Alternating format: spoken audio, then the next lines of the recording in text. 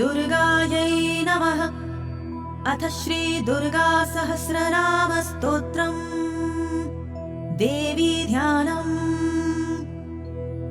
ॐ ह्रीं कालाभ्राभां कटाक्षैररिकुलभयदां मौलिबद्धेन्दुरेखां शङ्खं चक्रं कृपाणं त्रिशिखमपि करैरुद्वहन्तीं त्रिनेत्रां सिंहस्कन्धाधिरूढां त्रिभुवनमखिलं तेजसा पूरयन्तीं ध्यायेत् दुर्गां जयाख्यां त्रिदश परिवृतां सेवितां सिद्धिकामैः। श्रीजय दुर्गायै नमः। ॐ शिवा थोमा रमा शक्तिरनन्ता निष्कलामला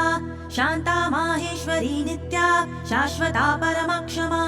अचिन्त्या केवलानन्ता शिवात्मा परमात्मिका अनादिरव्यया शुद्धा सर्वज्ञा सर्वगाचला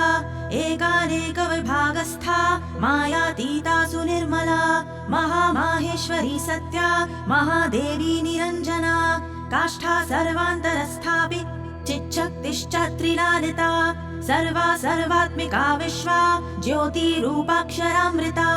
शान्ता प्रतिष्ठा सर्वेशा निवृत्तिरमृतप्रदा व्योममूर्तिर्व्योम संस्था व्योमाधाराच्युतातुला अनाधिनिधनामोघा कारणात्मकलाकुला ऋतुप्रथमजानाभिरमृतात्मसमाश्रया प्राणेश्वर प्रिया नम्या महामहिषघातिनी प्राणेश्वरी प्राणरूपा प्रधाना पुरुषेश्वरी सर्वशक्तिकलाकामा महिषेष्टविनाशिनी सर्वकार्यनियन्त्री च सर्वभूतेश्वरेश्वरी अङ्गरादिधरा चैव तथा मुकुटधारिणी सनातनी महानन्दा काशयोनिस्तथेच्यते चित्प्रकाशस्वरूपा च महायोगेश्वरेश्वरी महामाया सुदुष्पारा मूलप्रकृतिरीशिका संसारयोनिः सकला सर्वशक्तिसमुद्भवा संसारपारा दुर्वारा दुर्निरीक्षा दुरासदा प्राणशक्तिश्च सेव्या च योगिनी परमाकला महाविभूतिर्दुर्दर्शा मूलप्रकृतिसम्भवा अनाद्यनन्तविभवा परार्था पुरुषारणिः सर्गस्थित्यन्तकृच्चैव सुदुर्वाच्या दुरत्यया शब्दगम्या शब्दमाया शब्दाख्यानन्दविग्रहा प्रधाना पुरुषातीता प्रधाना पुरुषात्मिका पुराणी चिन्मया पुंसामिष्टदा पुष्टिरूपिणी भूतान्तरस्था कूटस्था महापुरुषसंज्ञिता जन्म मृत्यु जरातीता सर्वशक्तिस्वरूपिणी वाञ्छाप्रदानवच्छिन्न प्रधानानुप्रवेशिनी क्षेत्रज्ञा चिन्त्यशक्तिस्तु प्रोच्यते व्यक्तलक्षणा मलापवर्जितानादि माया त्रितयतत्त्विका प्रीतिश्च प्रकृतिश्चैव गुहावासा तथोच्यते महामाया नगोत्पन्ना तामसी च ध्रुवा तथा व्यक्ता व्यक्तात्मिका कृष्णा रक्ता शुक्ला ह्यकारणा प्रोच्यते कार्यजननी नित्यप्रसवधर्मिणी सर्ग प्रलय मुक्ता च सृष्टिस्थित्यन्तधर्मिणी ब्रह्मगर्भा चतुर्विंश स्वरूपा पद्मवासिनी अच्युताह्लादिका विद्युत् ब्रह्म योनिर्महालया महालक्ष्मी समुद्भाव भावितात्मा महेश्वरी महाविमान मध्यस्था महानिद्रा सकौतुका सर्वार्थधारिणी सूक्ष्मा ह्यविद्धा परमार्थदा अनन्तरूपानन्तार्था तथा पुरुषमोहिनी अनेकानेकहस्ता च कालत्रय विवर्जिता ब्रह्मजन्माहर प्रीता मतिर्ब्रह्म शिवात्मिका ब्रह्मेश विष्णु सम्पूज्या ब्रह्माख्या ब्रह्म संज्ञिता व्यक्ता प्रथमजा ब्रह्मी महारात्रिः प्रकीर्तिता ज्ञानस्वरूपा वैराग्य रूपा ऐश्वर्य रूपिणी धर्मात्मिका ब्रह्ममूर्तिः प्रतिश्रुतपुमर्थिका अपान्योनिः स्वयंभूता मानसी तत्त्वसम्भवा ईश्वरस्य प्रिया प्रोक्ता शङ्करार्धशरीरिणी भवानी चैव रुद्राणी महालक्ष्मीस्तथाम्बिका महेश्वर समुत्पन्ना भुक्तिमुक्तिप्रदायिनी सर्वेश्वरी सर्ववन्द्या नित्यमुक्ता सुमानसा महेन्द्रोपेन्द्र नमिता शाङ्करीशानुवर्तिनी ईश्वरार्धा सनगता माहेश्वर पतिव्रता संसारशोषिणी चैव पार्वती हिमवत्सुता परमानन्ददात्री च गुणाग्र्या योगदा तथा ज्ञानमूर्तिश्च सावित्री लक्ष्मीः श्रीः कमला तथा अनन्तगुणगम्भीरा युरोनीलमणिप्रभा सरोजनिलया गङ्गा योगिध्येया सुरार्दिनी सरस्वती सर्वविद्या जगज्येष्ठा सुमङ्गला वाग्देवी वरदावर्या कीर्तिः सर्वार्थसाधिका वागीश्वरी ब्रह्मविद्या महाविद्या सुशोभना ग्राह्यविद्या वेदविद्या धर्मविद्यात्मभाविता स्वाहा विश्वम्भरा सिद्धिः साध्या मेधा धृतिः कृतिः सुनीतिः संकृतिश्चैव कीर्तिता नरवाहिनी पूजा विभाविनी सौम्या भोग्यभाग्भोगदायिनी शोभावती शङ्करी च लोला माला विभूषिता परमेष्ठि प्रिया चैव त्रिलोकी सुन्दरी माता नन्दा सन्ध्या कामधात्री महादेवी सुसात्विका महामहिषदर्पग्नी पद्ममालाघहारिणी विचित्रमुकुटारामा कामदाता प्रकीर्तिता पीताम्बरधरा दिव्या विभूषण विभूषिता दिव्याख्या सोमवदना जगत्संसृष्टिवर्जिता निर्यन्त्रा यन्त्रवाहस्था नन्दिनी रुद्रकालिका आदित्यवर्ण कौमारी मयूरवरवाहिनी पद्मासनगता गौरी महाकाली सुरार्चिता अदितिर्नियता रौद्री पद्मगर्भा विवाहना विरूपाक्षा केशिवाः गुहापुरनिवासिनी महाफलानवद्याङ्गी कामरूपा सरिद्वरा भास्वद्रूपा मुक्तिदात्री प्रणतक्लेशभञ्जना कौशिकी गोमिनी रात्रि स्त्रिदशारि विनाशिनी बहुरूपा सुरूपा च विरूपा रूपवर्जिता भक्तार्तिशमना भव्या भवभावविनाशिनी सर्वज्ञानपरीताङ्गी सर्वासुरविमर्दिका पिकस्वनी सामगीता भवाङ्कनिलया प्रिया दीक्षा विद्याधरी दीप्ता महेन्द्राहितपादिनी सर्वदेवमया दक्षा समुद्रान्तरवासिनी अकलङ्का निराधारा नित्यसिद्धा निरामया कामधेनु बृहद्गर्भा धीमती मौननाशिनी निःसङ्कल्पा निरातङ्का विनया विनयप्रदा ज्वालामाला सहस्राढ्या देवदेवी मनोमया सुभगा सुविशुद्धा च वसुदेव समुद्भवा महेन्द्रोपेन्द्र भगिनी भक्तिगम्या परावरा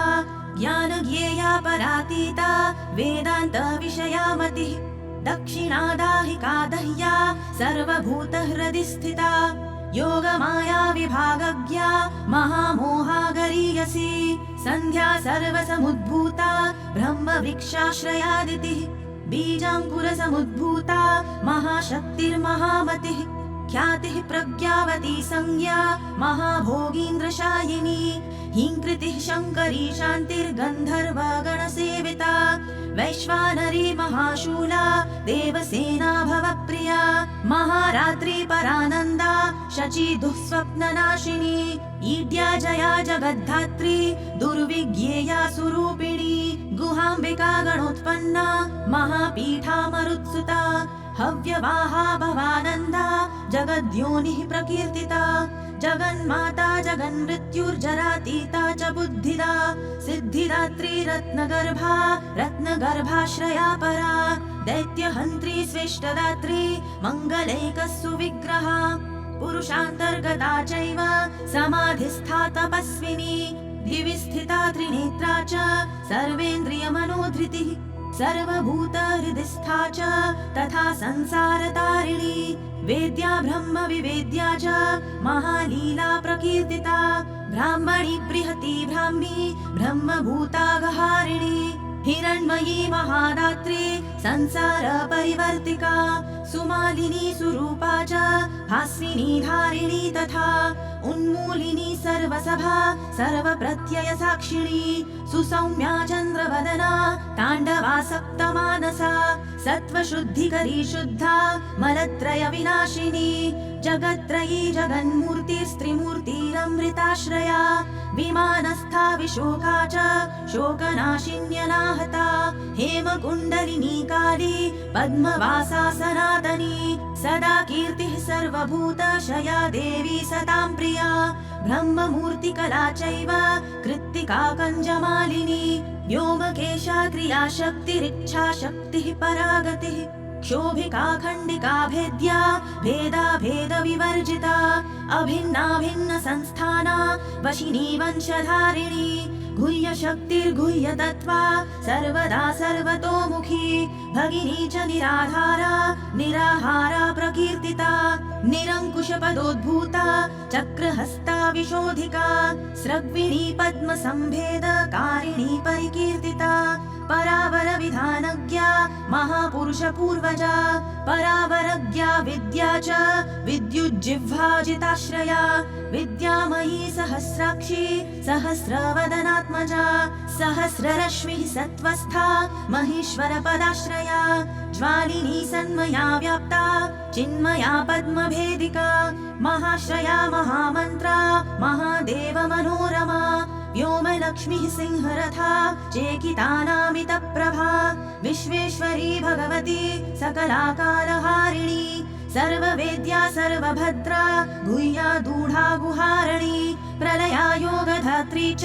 गंगा विश्वेश्वरी तथा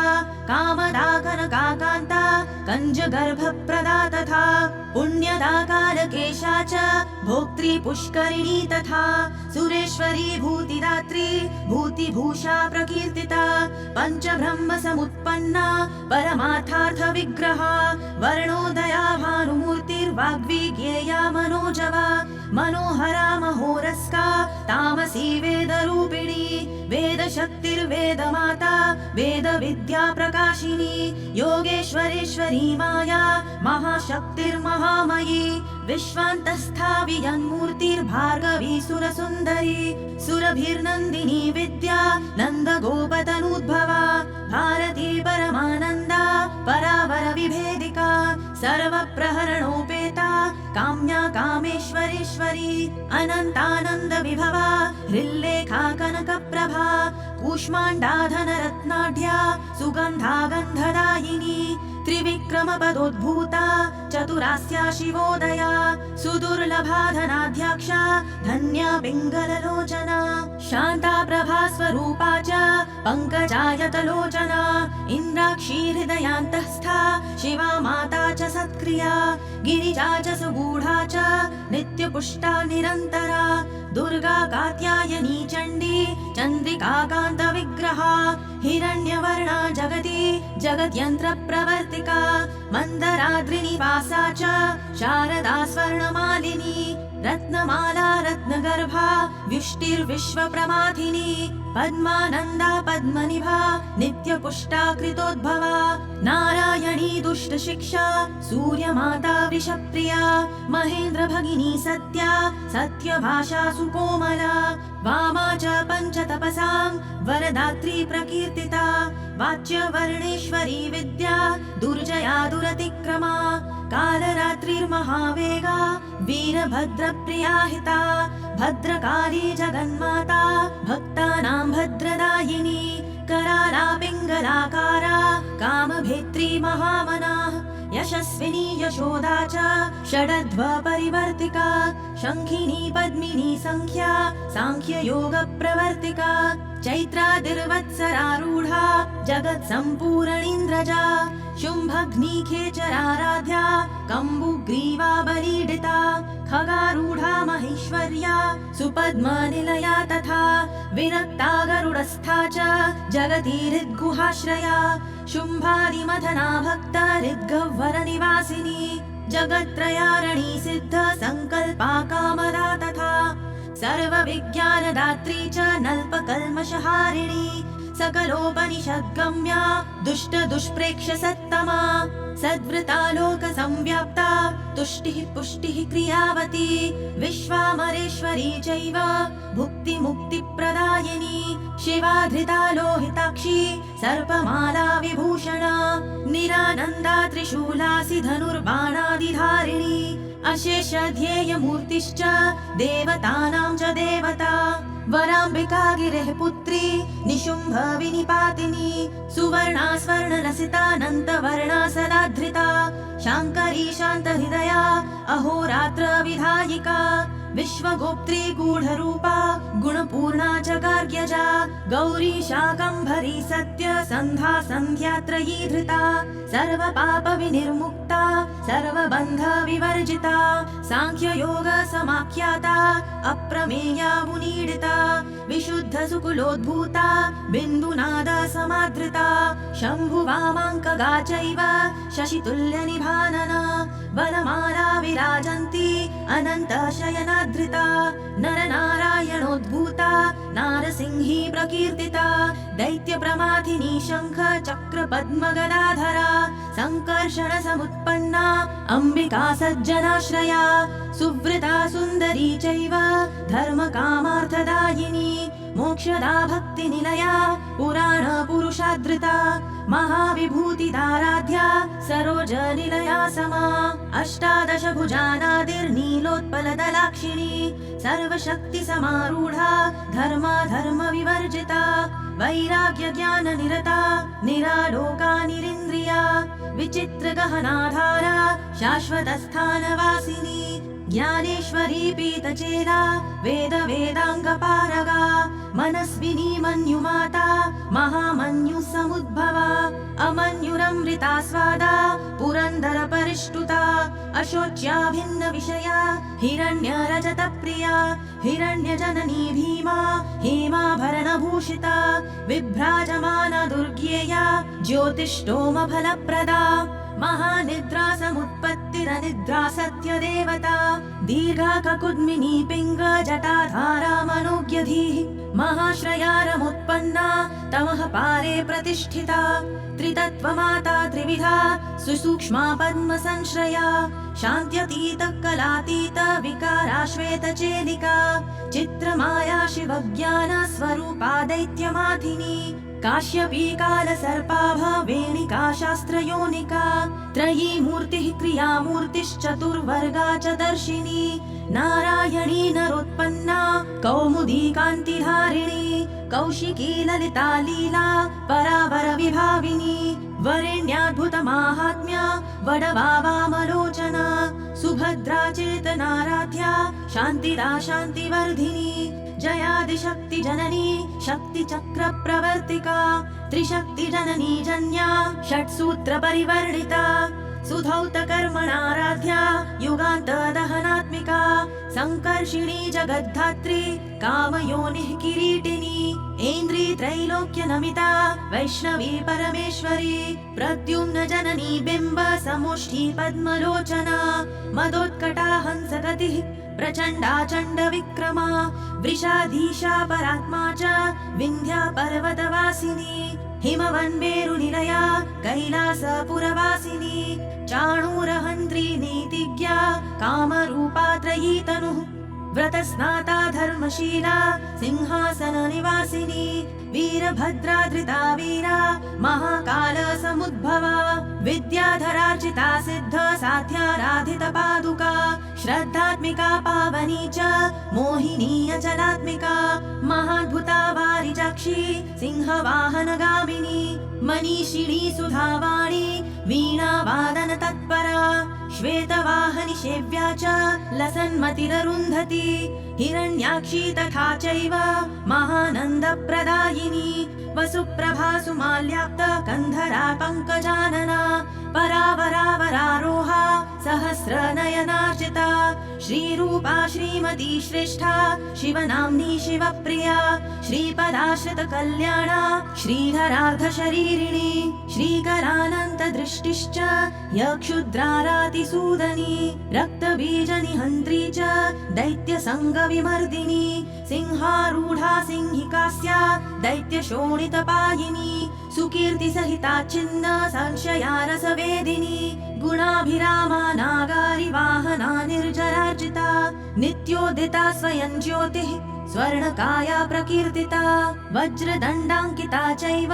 तथा मृतसञ्जीविनी वज्रच्छन्ना देवदेवी वरवज्रस्वविग्रहा माङ्गल्या मङ्गलात्मा च मालिनी माल्यधारिणी गन्धर्वी तरुणी चान्द्री खड्गायुधधरा तथा सौदामिनी प्रजानन्दा तथा प्रोक्ता भृगुद्भवा एकानङ्गा च शास्त्रार्थ कुशला धर्मचारिणी धर्म सर्वस्ववाहा च धर्मा धर्म विनिश्चया धर्मशक्तिर्धर्ममया धार्मिकानां शिवप्रदा विधर्मा विश्वधर्मज्ञा धर्मार्थान्तरविग्रहा धर्मवर्ष्मा धर्मपूर्वा धर्मपारङ्गतान्तरा धर्मोपदेष्ट्री धर्मात्मा धर्मगम्या धराधरा कपालिनी शाकलिनी कलाकलितविग्रहा सर्वशक्तिविमुक्ता च कर्णिकारधराक्षरा कंसप्राणहरा चैव युगधर्मधरा तथा युगप्रवर्तिका प्रोक्ता त्रिसन्ध्याध्येयविग्रहा स्वर्गापवर्गदात्री च